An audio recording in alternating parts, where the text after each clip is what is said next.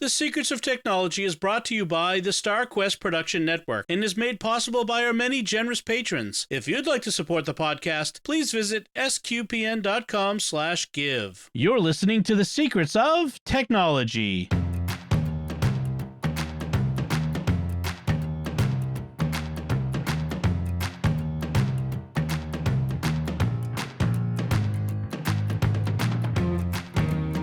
Hi, I'm Dom Bettinelli, and you're listening to The Secrets of Technology, where we discuss the technology news that's important to you from a uniquely Catholic point of view. That's easy for me to say. Joining me today on the panel are Pat Scott. Hi, Pat. Greetings and salutations. And Father Cory Sticha. Hi, Father Cory. Howdy, Dom.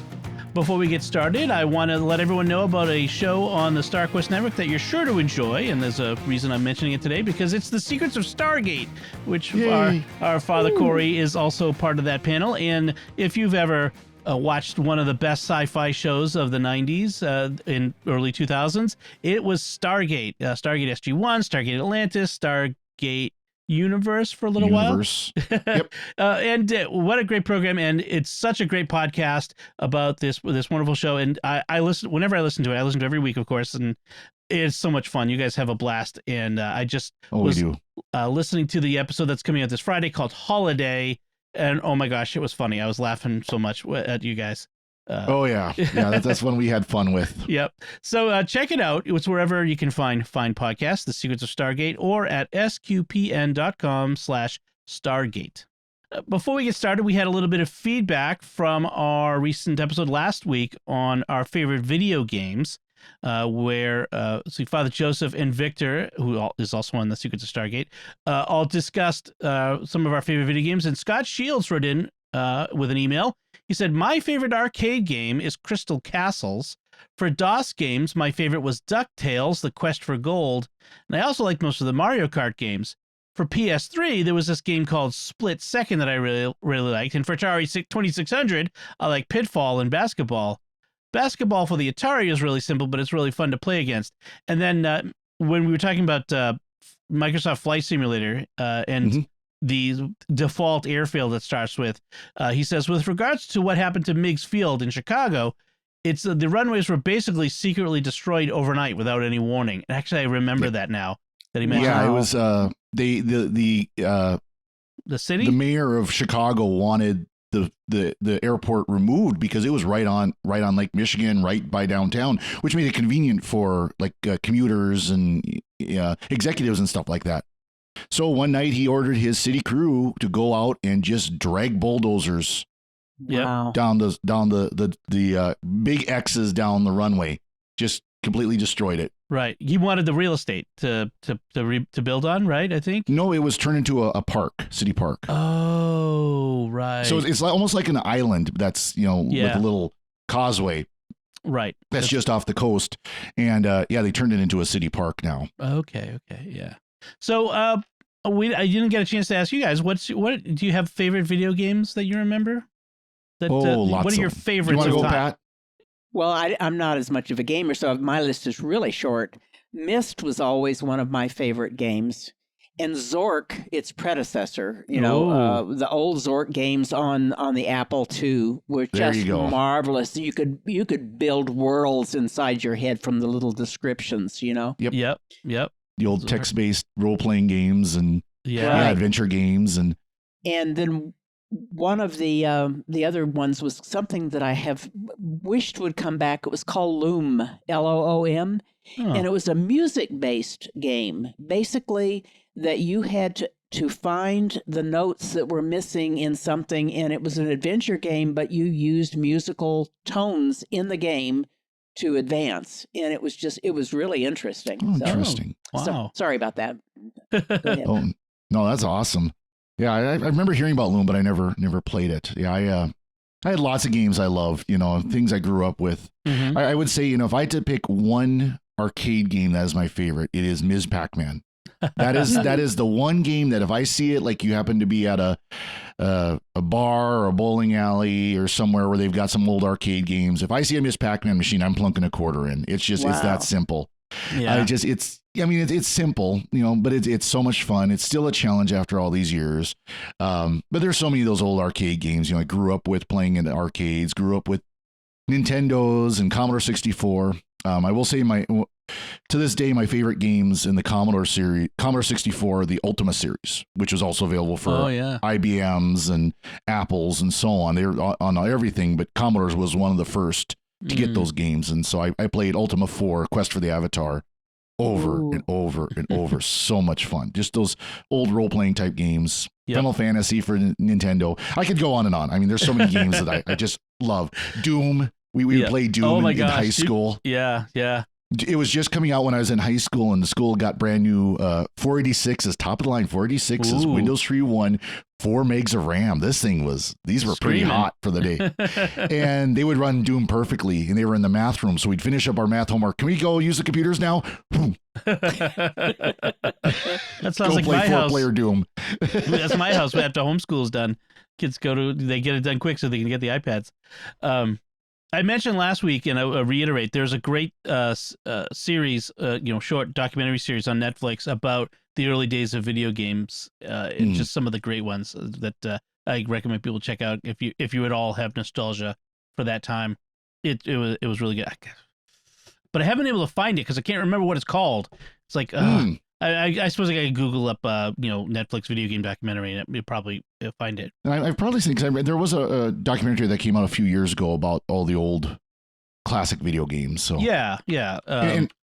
And by the way, if you're up for old classic arcades, of course, Wreck-'em Ralph is such an homage to the old arcades. Oh yeah, such a great movie, such a great homage to them. By the way, the show is called High Score. That's what it was. Yep. There you go. Yeah. Yeah. So excellent. Well, just as an aside, they're beginning to bring out some retro-looking games on the Quest that people are really having fun with. I was playing one called Cartridge 81. And it's kind of like these 8-bit graphics. I mean, and it's in VR. Fun. Yeah, in VR, and you're sitting in a place that kind of looks like one of these grids from Tron and stuff like that, and these things flying around, and you're blasting them, and it's fun. It really is. Cool. It would be, it'd be awesome if you could do the light cycle in VR. People have asked for that when they don't have it yet, but yeah, they have to contract with Disney, I guess, to get that one done. I was going to say, you got to be very careful how you do it. Doing the ray tracing games, that's not such a big deal, but making it a light cycle at that point, the mouse's lawyers tends to wake up. Yeah. Oh man, there's so many opportunities for interesting, cool VR games out there that they could really do something with it. Oh man. All right, so thank you, Scott, for taking us back to that topic and let us know what some of your favorites were. Again, like I said last week, we love to hear from you. What are your favorite video games? What are your best memories of video games? What do you love to play now? So we'd love to hear from you. But let's move on to our topic for tonight, which is we got an email from listener Jeremy who said, I have to use Dropbox for large file sharing at my current job. But is Dropbox the best option out there? What about Microsoft OneDrive or Google Drive or any other option? What's my best option for personal cloud storage? Oh, thank you, Jeremy, for the question. And yeah, I decided that maybe we could approach this from that point is personal cloud storage. There's lots of options for businesses, but what does someone do if they want to have something that they can use at home or with their family and that sort of thing? And so I thought we'd bring up, what we use and what has worked for us. And so I'll start with you both. Pat, what do you use for personal cloud storage? All of them? No. I was gonna say. Basically, I like Dropbox and the way it works the best, but it's also the most expensive. So for myself, I use it, and I even tried to go away from it for a while, and I finally came back. And I'm spending the money. Yeah.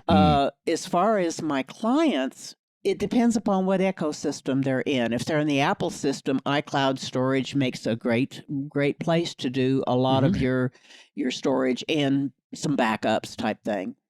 And then for people who are on the Windows side, OneDrive has gotten really much better. But there are things that I don't quite like about it as much from past experience. So I'm beginning to, let people do things like their documents and desktop in the cloud, but it didn't handle versions as well as Dropbox did. And then for those people who use Google, that's a great place to start for free. And I like Google Drive. The only thing I don't like is that it kind of forces a lot of people into using Google Docs that they are not really interested in. Okay. Because it wants to convert everything to Google Docs. But that's the three basic ones I use. How about you, Father Cory? What is it that you use for personal cloud storage? Well, and for me, cross-platform, if you've heard me on here before, I'm big into the cross-platform because I use Windows, I use Mac, I use Android, I have, an iPad. Cross-platform is huge for me. So Dropbox, of course, that's my primary one, that everything gets thrown on Dropbox unless it's a document or something like that. Then it does go into Google. I use Google Docs a lot. Again, Google Drive, Google Docs. I use those constantly. I write my homilies in Google Doc because then I can just grab my iPad and download it and, save it local and go. So those are the two primary that I use are Dropbox and Google. I do have OneDrive. And I will say, since mentioned cross-platform, if that is a concern for you, iCloud is cross-platform-ish. Mm-hmm. It does have cross-platform. They do have an iCloud app for Windows, so you can use iCloud in Windows, but it's not in Android. To use it in Android, you have to use the iCloud.com website. Really? Right. I didn't realize that. They that. do not have an Android app. Apple did not create that. They've only got Apple only has 4 apps for Android, and one of them is, here's how to transfer over to iOS. Yes. Not a shock. Not a shock. So, I mean, again, it can be used on Android, but you have to use the web front end instead of an actual app on the phone like it is with OneDrive, with Google, with Dropbox. So I've been a Dropbox user for more than a decade, probably a dozen years or more. Like I was an early on Dropbox adopter, and Dropbox is my documents folder. That's where all my stuff lives, first and foremost. And not because I use it as backup, but because it makes syncing easy. I mean, I'm old enough to remember the days when having 2 different computers was a huge pain because you had to make sure your files were up to date on everywhere. Whereas Dropbox, if it's in Dropbox, it's everywhere. And if I get a new computer, if this computer, God forbid, were to die tomorrow, right, I'd go out and get a new one and be up and running within a day because everything would be there. So I've always loved Dropbox, and I love the ability to just click on a file, right? I can right click on a file or control click and get a link and share that, give that link to somebody. And now I've shared that file with them. Or I could share a folder and we do this with our podcast. Father Cory and I share a folder. He drops his file in it at the end of the recording and it's there for me. Or, Pat does the same thing. So that's really great. There is a sort of versioning like Pat mentioned where if you accidentally or someone in the group deletes a file, you can get it. You can go onto their website and get it back.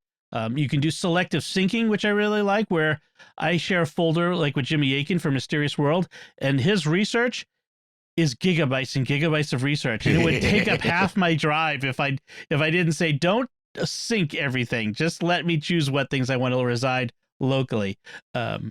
So I really love Dropbox and its utility. A couple of the downsides, I think, Pat, you mentioned, is the cost. So there's a free tier. You get 2 gigs, and it can only use it on 3 devices. It's very stringent that way. Yeah. Yes. And that 3 device limit is relatively new. And 2 gigabytes is pretty stingy for the free tier. Other services give you more. I think even Apple iCloud gives you more than that. iCloud gives you 5. Google gives you 15 for free. Yeah, exactly. Now the plus level of Dropbox is $10 a month for 2 terabytes, and that gives you unlimited devices. So it ramps up pretty quick. Now there's a family version, which I haven't really looked at yet because I don't need it yet, but I may as the kids get older and their needs become a little more advanced.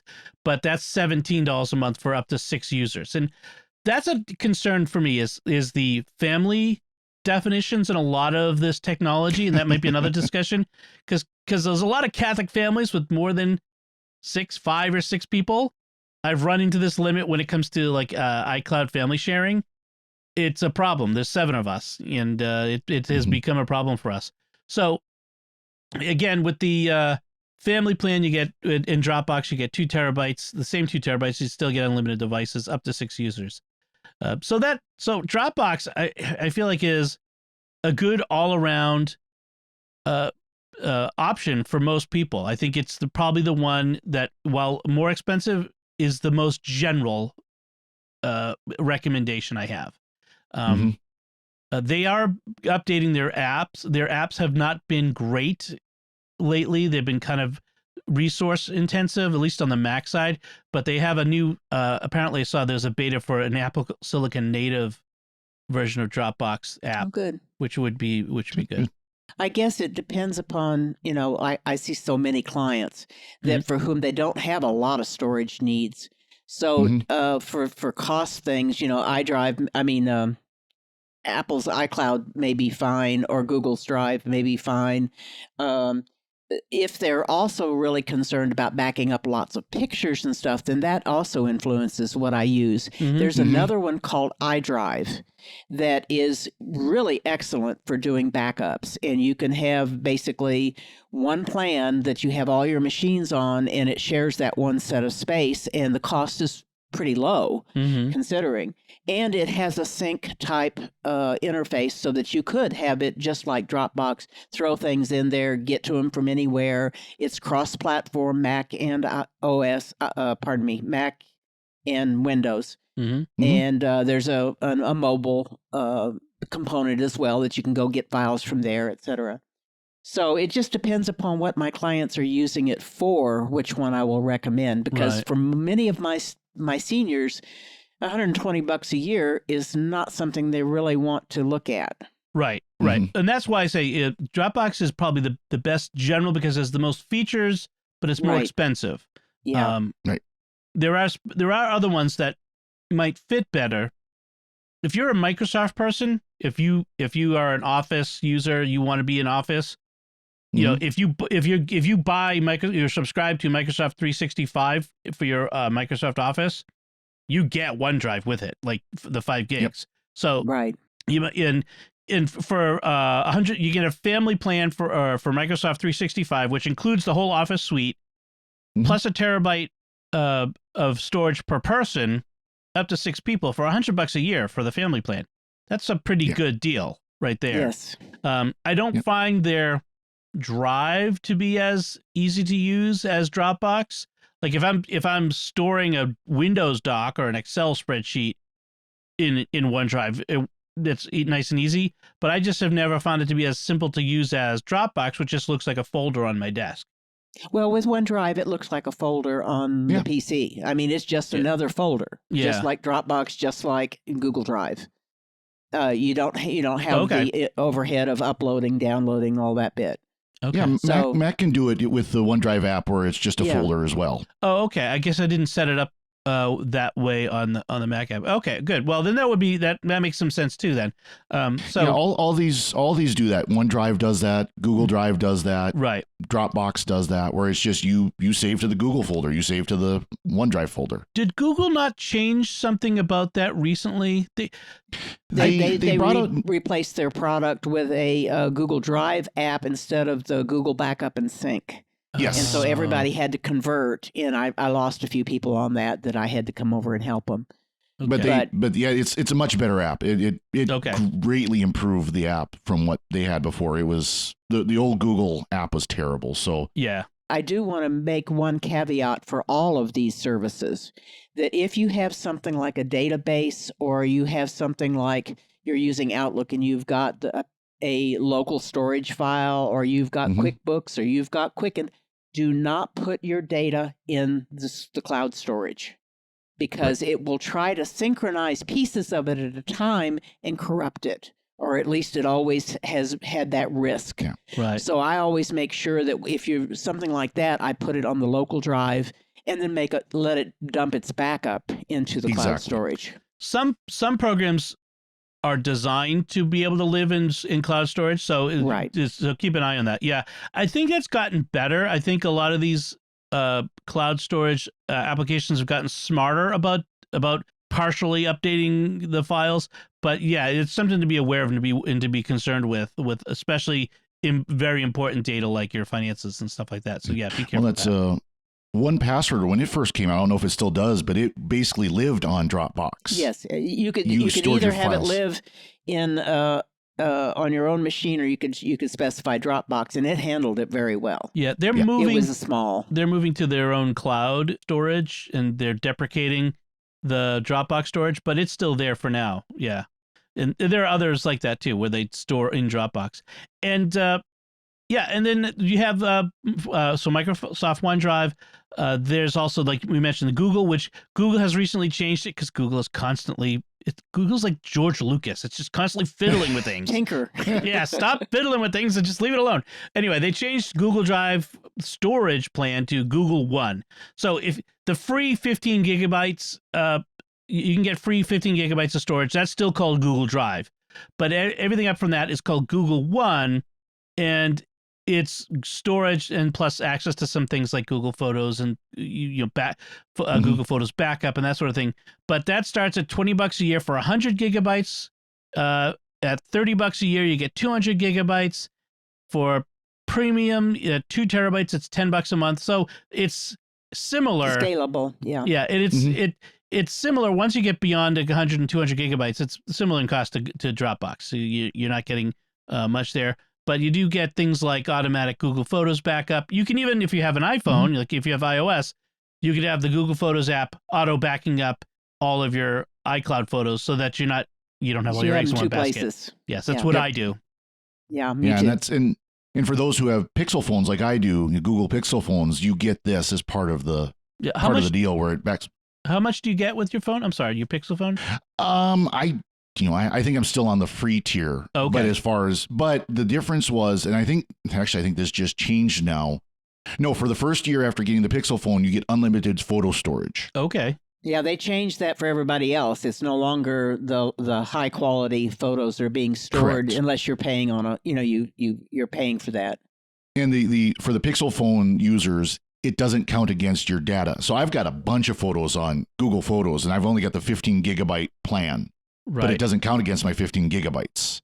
Right. Yeah, actually, so that's something new. The thing that changed with Google is that your photos didn't used to count against your 15 gigabytes. That's what I meant to say. Sorry about that. And now they do. And that's why I recently upgraded, because I do like to have, I got the 100 gigabyte plan, I think. And the reason why Google went to the Google One program is they're competing against Microsoft. They're competing against Apple. Yeah.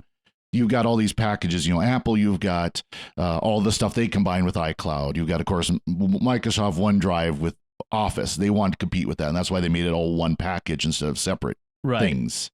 Well, and the other thing is if you have Google Fiber, you get 1 terabyte with your plan of Google storage. One more comment is that a lot of people have a free Gmail, which gives them that 15 gigabytes free that shares your mail with everything else. If you do have a Google One storage plan, you get tech support for your Gmail, which that's one problem that a lot of people have with a free email system. They don't have tech support if they get locked out or they've got a problem or whatever. But if you've got Google One storage, you got support. And my brother-in-law actually had problems that he had somehow... He was changing his password, the dual authentication kicked in, and something went wrong, and he no longer had the backup codes because they changed some during this moment. He was generating new backup codes, and they got lost. So for about 2 weeks, he thought he'd lost everything in his Google stuff. But he went and looked after I told him, and he had Google One storage, that he had bought some extra storage. So he was able to call them up and get them to reload everything and unlock his account and let him back in. That's great. That's good to know, because a lot of these companies, that's a concern. What happens if you have a problem with your Dropbox? What happens? Who are you going to contact at Microsoft or Google or even Apple? I mean, Apple tech support is better than most, but that doesn't mean that they're going to get you into your Apple Drive. Right. But it's good that they're giving that tech support, because there used to be no other way to get support. Early on in Google, when I had a problem with them, I was able to get to a place on a website that let me put in a request for a phone call, and I had to secure it with a credit card, but they never charged me. I see. But they did that, and then they called me back, and we resolved the problem. But I don't even mind if they would do something like that for a lot of these companies. But there is no support typically on most of these things. So the other big one I haven't mentioned yet is iCloud. Well, we've mentioned, but didn't dive into it. But iCloud Plus. So you get 5 gigabytes free. You can just sign up and get 5 gigabytes of storage free. You can for $1 a month you get 50 gigs. For $3 a month you get 200 gigs, and for $10 a month you can get 2 terabytes. There are also ways to get more storage above that, but that's a little more esoteric. It's not. It didn't look simple to me. You can share that space with up to 5 other family members. You get things like iCloud Photo Library to store all your photos.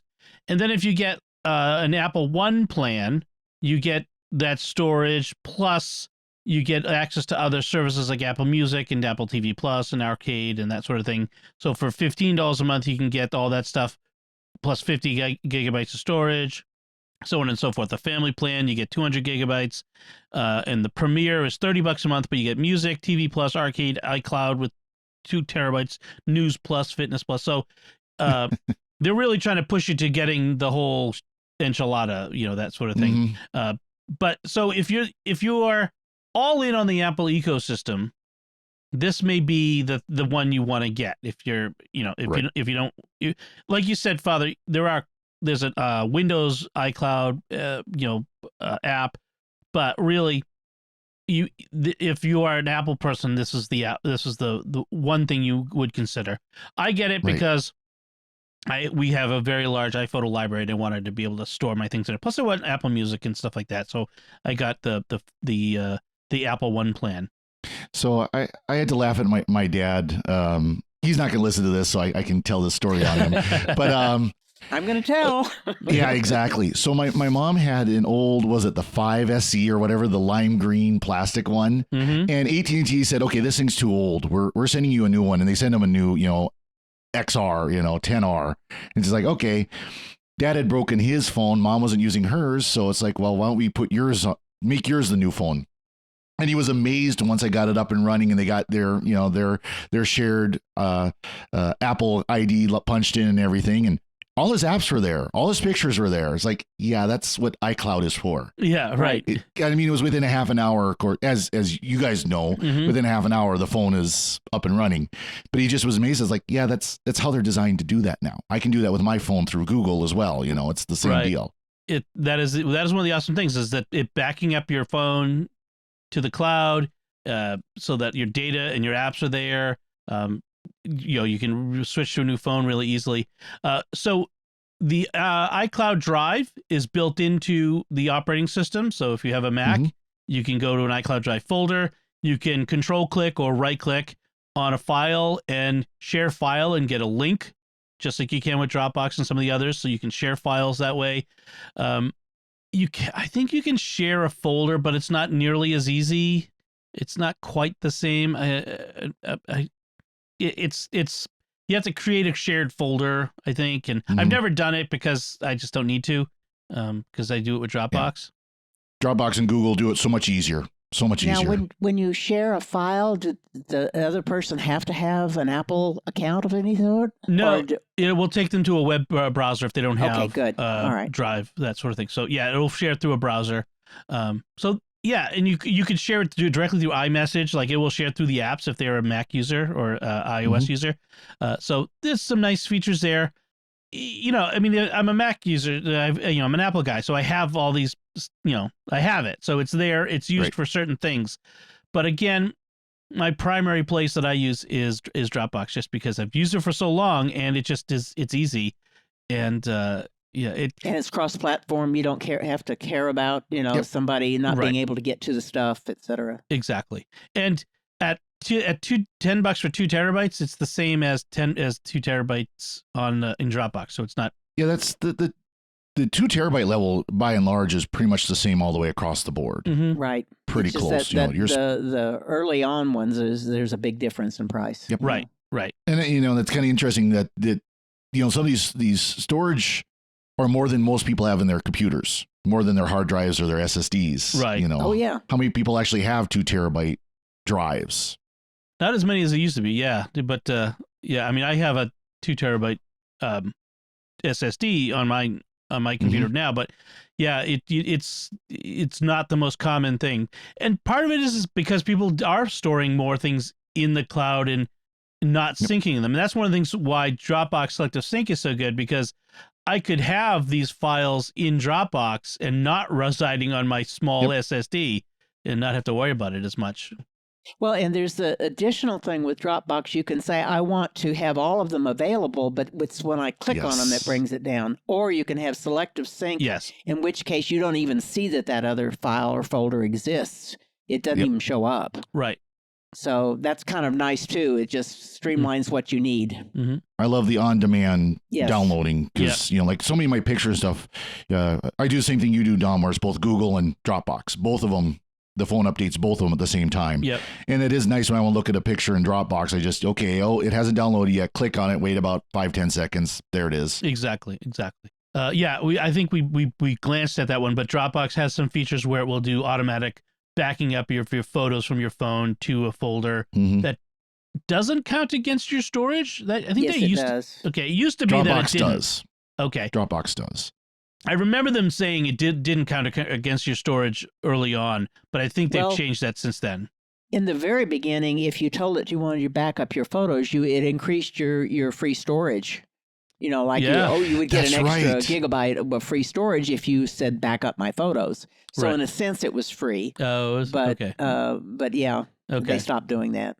So we should mention a couple other options that have come up when we talked about this with our other panelists, and folks mentioned, you could use things like Amazon AWS, the Amazon's cloud, or Wasabi, which is it's like Amazon AWS, but it's less expensive. Both are kind of complicated to set up and use. I wouldn't recommend them as personal cloud storage, frankly, unless you are a geek like we are, like the folks on our panel. So and with these you pay for storage, but it's a pittance. It's like real cheap. You get terabytes and terabytes for much less a month. And you with AWS you do pay for bandwidth, but with Wasabi you don't. Like for downloads, you pay for downloads with AWS. So really? It's complicated, and you need specialized software to work with it. So, not highly recommended. Speaking of software, there's a couple of software tools I want to mention. One is called Arq, ARQ, at arqbackup.com. So it's either $50 purchase outright or $60 a year, and with the subscription, it includes, you can put it on 5 computers, and you get a terabyte of storage. And it's really more of a backup solution than it is a cloud storage solution, but it literally works with every cloud storage situation out there. Every service, AWS and Wasabi and Backblaze B2, but also Dropbox, Google, and it will store stuff everywhere. And it will do the work for you of storing the things to fill. It fills up this one, and then it fills up that one, and it fills up that one. I mean, it's magical software. It's kind of amazing when you look at it. I didn't realize that it was going to all the other services and doing your work for you. I just thought it was a separate backup system or a separate storage. Yeah, that's cool. As far as I remember, the way it worked is that it distributed the backup across whatever storage that you had available. That may have changed because I can imagine the various cloud storage folks would not want you to do that, but that's the way it had done it in the past. Well, I wonder if you can say too, I want 5 gigabytes on my Dropbox, and I want 10 gigabytes on my Google, and the rest to go to AWS or whatever. And I'm sure sounds like that would be its purpose, is to divvy it up the way you want. Yeah, and this is actually a good time to kind of mention is one great use for all these cloud storages is backup. Yes, and because because you should have more than one backup. Yes, you shouldn't just rely on your local backup. You need an offsite backup. Yeah, if I need an offsite backup, if you're really taking a serious backup strategy, you'll have the little external drive that you plug in and do a backup, and you throw it in your box for later, and you have an offsite one. And cloud storage is awesome for that. I would caveat that with like a Dropbox folder is, if you're using it as a live storage, it's not really a backup. It's just synchronized storage. It's synchronized storage, No. because if No, you I'm talking a backup, an Yeah. actual put everything there and don't touch it. Okay. All right. Yeah. That's an important distinction to make, that make sure folks understand. Like, you could put things there and not touch them, and then it would be pretty safe if anything happens to your local drive. But it's not the live files that you're working with there are not safe, because you're messing with them in real time. So that, and you can easily mess them up.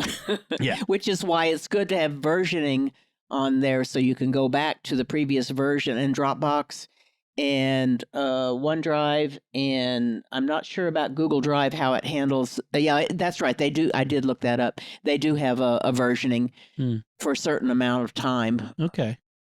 And then the other software I want to mention, I don't have any personal experience with it, but it's called Maestro.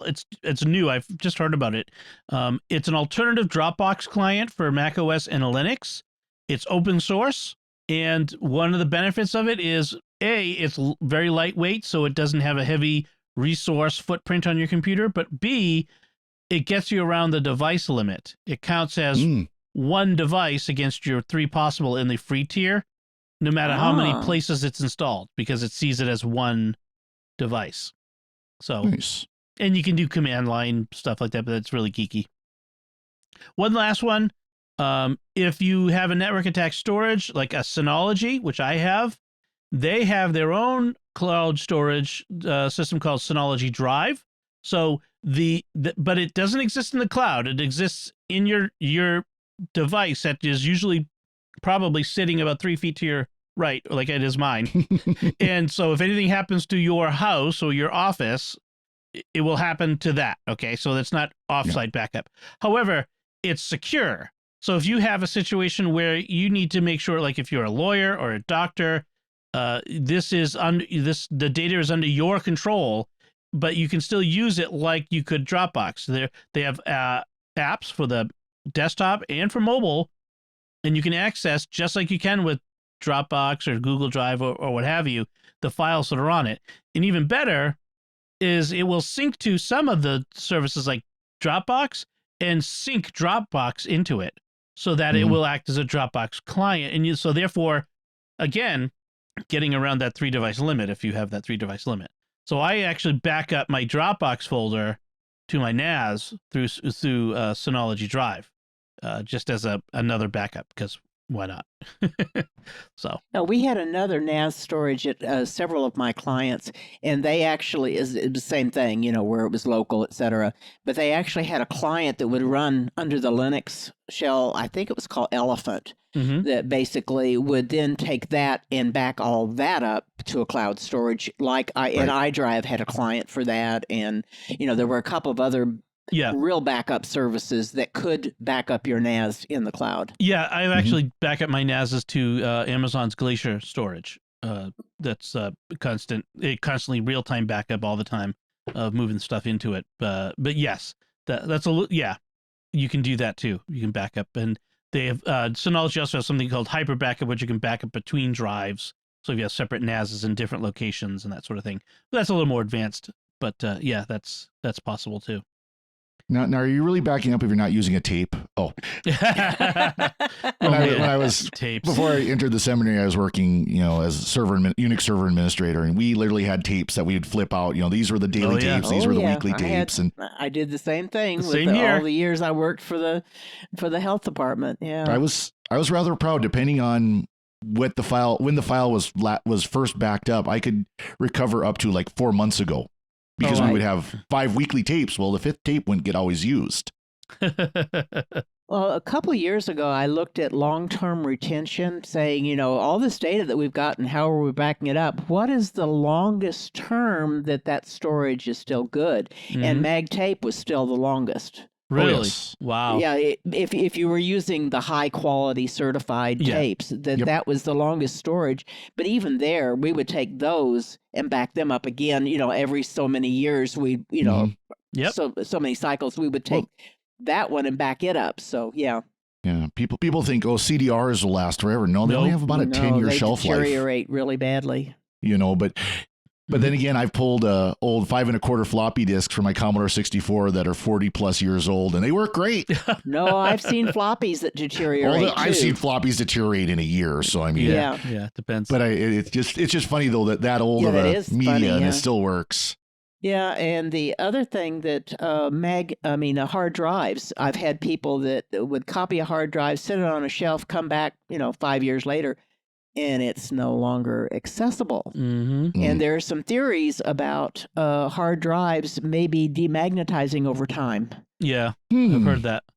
Yeah, you just can't rely on or you just have to spin it up every once in a while. Right, yeah, that was the other solution, is if you spin it up once in a while, and even if you're not writing on it, it will keep it refreshed. But I had several clients that thought they had backed up everything on and set it on a shelf, and it wasn't any good anymore. It may turn out that cloud storage is the longest term storage possible because it's decentralized. Yep, and they're constantly replacing their drives and their storage and all that sort of stuff. It's not in one place. As I always say, it's if a file doesn't exist in 3 independent places, it doesn't exist. So good backups in multiple places. It's just a temporary thing. Yes, it's like Schrodinger's cat. It's not neither alive nor dead. All right, that's good. Let's move on to our next segment. But first, I want to take a moment to thank our patrons who make it possible for us to create Secrets of Technology, including Melissa K, AJ, Jenny N, Matt and Yolanda C, and Sean F. Their generous donations at sqpn.com/give make it possible for us to continue the Secrets of Technology and all the shows at StarQuest. You can join them by visiting sqpn.com/give. So our first headline is an interesting story that came from Slashdot, which says, what happened at the hearing for New Hampshire's free software law? So in New Hampshire, they've had a few bills. New Hampshire is the live free or die state. It's a very famously libertarian sort of state. And so some of the legislators have proposed some technology-related laws about technology in government. And one of them is that proposes that the state should only use open source software or free software as much as possible, and replace like this one. He wanted a study about replacing all proprietary software used by state agencies with free software. And then there's some interesting back and forth in the discussion. I just want to get your take on this idea, because the IT guys at the state were like, yeah, that's a nice idea, but the federal government requires software to have certain abilities, and it's not that that free software exists for everything. But what do you think of this debate here and what you saw in this article? Pat, you have I was going to say, I work for an agency that was a topic at one point. Oh, okay. Let's not do Microsoft Office. Let's do Open Office, or let's do the problem would come down to, though, where you had applications that are very specific and have to deal with certain laws. And we saw that when some people decided to go out and get a personnel or a human resources system or something like that. We found that there were state laws that they couldn't provide what needed to be provided. So we were back to vertical software. Right. And then it is true that with open software or open source, the code is available so people can make sure that it's, up to date and safe, and all of these, no malware in there, because everybody's got access to the source. But on the other hand, then you don't have one company responsible for fixing it or to maintain it or to add features that needed to be added. You were out of luck. Right. How about you, Father Cory? Well, I'm very much an advocate of open source free software, because like you said, Pat, it's open, it's available, people can download and use it, and I think there are a lot of cases in many of these government agencies where they could find use for some open source software.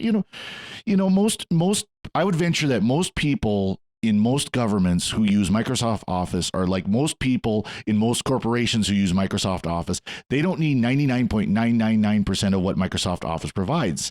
Because what was the study? It wasn't even that long ago. There was a study where It was something like people don't use like 98% of what Microsoft Office can do. Right. They use it to write up letters. They use it to, do spreadsheets, simple spreadsheets, so on. And open source works great for that. But like you said, Pat, there are going to be times when a certain thing needs to be done a certain way. And you do have the issue of, okay, if New Hampshire goes to OpenOffice, LibreOffice, now it's more commonly known as, and you've got every other state is using Microsoft Office, you are going to have compatibility issues. You are going to have, concerns about formatting. Fewer than it used to, because, fewer issues than it used to be, because now, I mean, both of them will read and write Microsoft Word files easily. Yeah. It's just that when you get a really complicated document, fonts may not be the same, et cetera. Yeah. Right. Yeah. So there are concerns. And like you said, there are going to be times when, well, we could use this software, but it doesn't support this law we just passed. And, oh, by the way, we can't afford the programmers to actually go in and put that in. So now we've got to use this other software that does. So I'm all for it. And frankly, I'm all for saying if you can use free software, open source software, do it. And I would venture too that the state is using open source software because everybody's using open source software. Right. We're using open source software right now. You just might not realize it. Yeah. Right. Well, and I like the other bill that was proposed by one of the legislators, which is state agencies must use open source software when it is the most effective software solution. That's a good way to put it. Yes. Yeah. So because there is a tendency, I think, sometimes in some quarters to think that if we have to pay millions of dollars for this, it's better. Like if I have to go out and spend a lot of money on this, that must make it a better solution. That is not always true. So, you want your IT director and his people who work for him to be open-minded about such things and to be willing to go for the most effective. And frankly, part of it is to dealing with corruption in government and people, giving contracts to favored developers and that sort of thing. And you always hear these stories about, the Mass Transit Authority has a new ticketing system that they spent $35 million on over the last 2 years and it doesn't work. It's like, right. It's like, I'm not sure there's an open source ticketing system that would have worked, but you just, that's the sort of thing we hear about and we want to avoid. And there are companies out there that do develop open source software. Yeah. Red Hat is probably the most well known, but there's others as well. So they are out there and they are available. It's just finding them. Are they willing to do the project that you're presenting to them, and so on? But there still is the kind of the mindset. And Pat, you probably remember this phrase: nobody ever got fired for buying IBM. Oh, yeah. No, I wasn't really. I mean, I've heard that one, but it was never that was an old computer phrase. Yeah. That was an old. I mean, back when IBM was the mainframe masters, no one ever got fired for buying IBM. Well, I think today you could say no one ever got fired for buying Microsoft. Right. Well, that is. That was one of the big things about our agency was the medical oriented place. WordPerfect was the office of choice for so many years. Oh. And somebody came in top agency and said, nope, we're doing Word. And it was not a better product. No. And so, that happens too. So our next headline, Pat, I saved this one for you. Uh-oh. Cows use VR goggles, tricking them into thinking it's summer to reduce stress, anxiety, and produce more milk. I would hate to spend that much on VR for a cow. I don't know. I'm trying to figure out, does it work for humans too? Because we can use it, right, Tom? Yes. Well, yes. Actually, there are cases where they're using it in medical situations, in dental situations, and things like that to reduce stress for patients.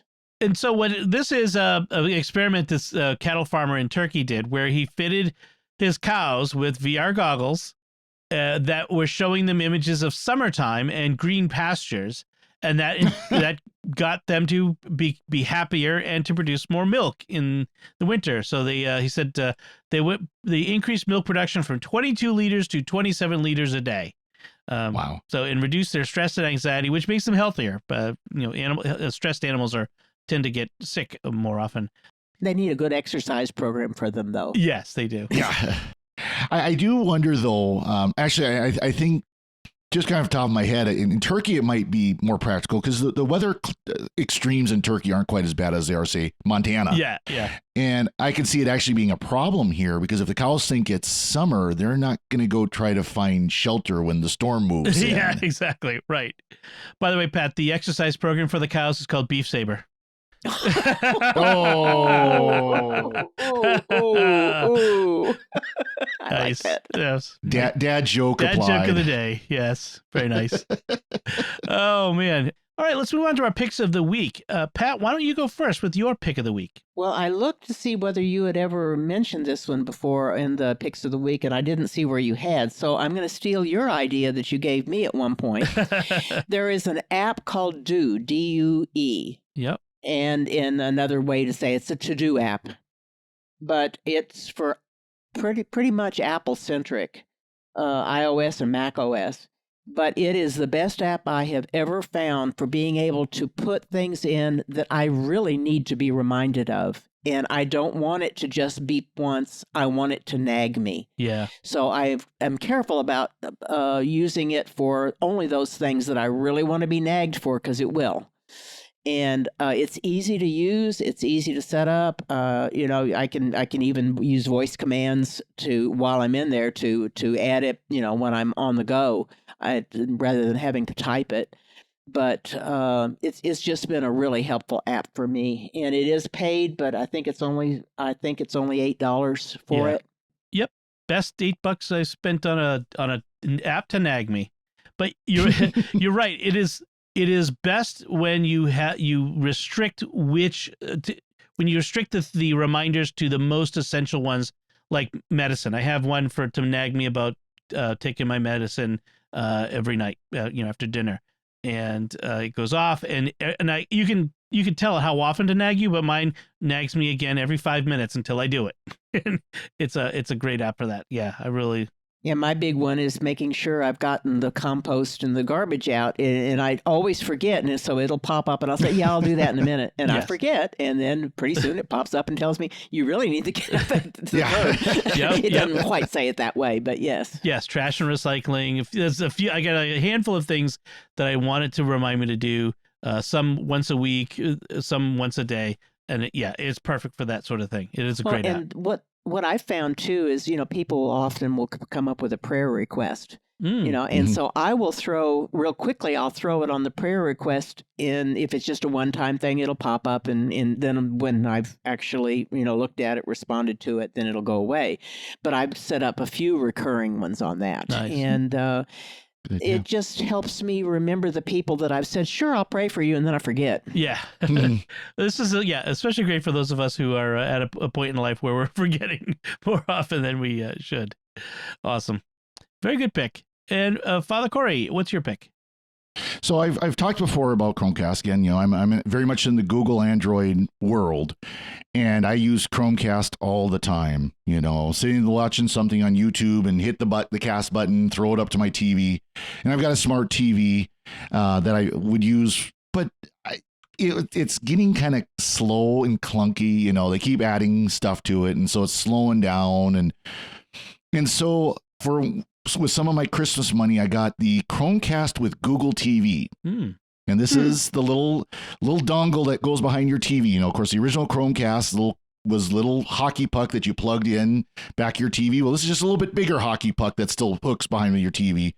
And I'm going to say that it is the Google version of Apple TV, only insofar as Apple TV is the smart TV version for Apple, and this is the Google version of a smart TV. Right. It's very similar to like an Apple TV or a typical smart TV. It runs Android TV, so it is running Android. It works great with Android, but instead of like the original Chromecast where you had to use a phone or something to send it, this has a remote control, and you are picking apps, Android apps, that it shows on the TV. It's got the Google Assistant, so you can pick it up and say, you hold down the button and say, start Plex, or show The Mandalorian on Disney Plus, or whatever, run this app. And it does a really good job of streaming all these services. It does 4K. It does But it handles all the streaming services you can think of. It, and it's like I said, I mentioned Plex because I've got a Plex server. It's got a Plex app that's wonderful. It works really well. It does everything I've thrown at it so far. And kind of the cool part about it. So like I said, it's got an actual remote control with programmable features. So the power button is programmed to turn on and off your TV. Volume controls can be programmed for your AV bar or your AV receiver. Oh. So you just leave it on that channel on that input, and you can do everything from the remote. It really is, like I said, if you're familiar with a smart TV, you're familiar with Apple TV, you can use one of these, and it's really simple to use. I really enjoy it. So Chromecast is the hardware. Google TV is the smart TV interface. Operating system. The operating system. Oh, okay. Yeah. So Chromecast is kind of their name for all of it, because Chromecast is also what they call it when you cast from an Android device too. Gotcha. Awesome. Nice. Your very first pick of the week, by the way, all the way back in episode number 1 was the Google Cast and Chromecast. So nice. Excellent. Well, I've upgraded, so yeah. No, it's been several years, so it's time to upgrade. Awesome. So my pick of the week is an iOS app called Tailor, Tailor, like the guy who sews your clothes, and the sewing bit is what's involved here. It does automatic screenshot stitching. So like if you've ever had you wanted to take a screenshot on your phone, but what you want to capture is longer than the length of your screen. You know what I mean? You can. What this will do is you take screenshots just using the regular screenshot features where you hold down a couple buttons and it snaps the screenshot. You've done it a million times accidentally, so that you'll figure it out. And then all those go into your camera roll. Then you open up Tailor, and it automatically recognizes that you've done a series of screenshots of the same screen. It has to overlap a little so that it can recognize it, and it will stitch it together for you, which is awesome. Nice. So it's a really easy way to, if you ever had like, I need to get this whole web page, or I have, Apple Maps, right, or a receipt, right, and it's bigger than the one length of your screen. You can screenshot it in several steps, and it will automatically stitch it together for you. So you could do like, sometimes you want to save like a messages thread that you've had. Say you've had a loved one who passed away, and you want to save that, don't ever want to lose it. You can screenshot it in steps, and it will automatically stitch it together for you, and you've got that for posterity to save. So nice. Tailor, it is free to download. I think there is an in-app purchase that is available, but you can do the basic steps for free. What was the in-app purchase? I'm just looking at the website now. To remove ads is $3. So if you don't mind ads, it's for free. Very good. All right. So that does it for us. We would love to hear from you, your feedback on our discussion. We'd love to hear if there are personal cloud storage services, I'm trying to get it out, that you use that we didn't talk about, or if you have experiences with the ones we did talk about that you'd like to add to what we said. We'd love to hear from you. You can comment on the show at sqpn.com/technology, or the SQPN Facebook page at facebook.com/StarQuestMedia, or send an email to technology@sqpn.com. You'll find links from our discussion and our picks of the week in our show notes at sqpn.com. And be sure to join the StarQuest fan club by texting StarQuest, one word, to 66866. That's StarQuest to 66866. Until next time, Father Cory Sticha, thank you for joining me and sharing the secrets of technology. Thanks, Dom. Pat Scott, thank you as well. Glad to be here. Thank you. And once again, I'm Dom Bettinelli. Thank you for listening to the Secrets of Technology on StarQuest.